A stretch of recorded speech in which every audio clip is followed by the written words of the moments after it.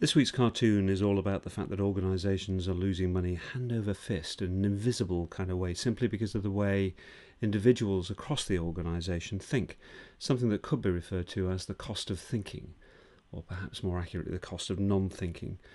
Effectively, we all get trapped in our own little worlds of operation. We have a very comfortable environment, trapped in by an atmosphere of conventional thinking, the rules of the game, the constraints that we developed over time, that day by day allow us to operate.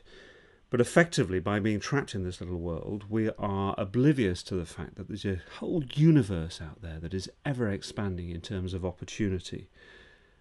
Our own little world might improve over time on a continuous improvement basis, but we make sense of our world by looking backwards. We reflect on what has gone before. We draw upon our experience to make decisions and then determine our behaviour moving forward.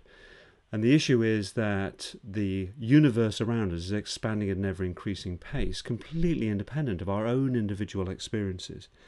And effectively, we get trapped in a world of what is, compared with a world of what might be out there, and a reality gap which is getting ever more enormous by the day.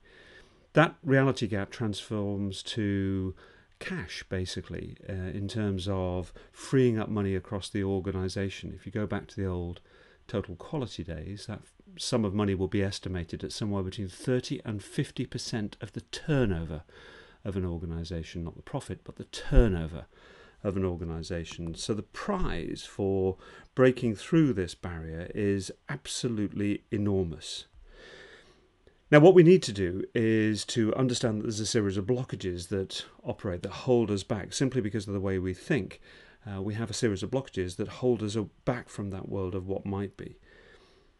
And what we need to do is to understand those blockages. We cannot make them go away, we cannot make them disappear, but simply by understanding, if we know that they are there, then we can start to use a whole range of tricks and techniques, and that's precisely what creativity is all about.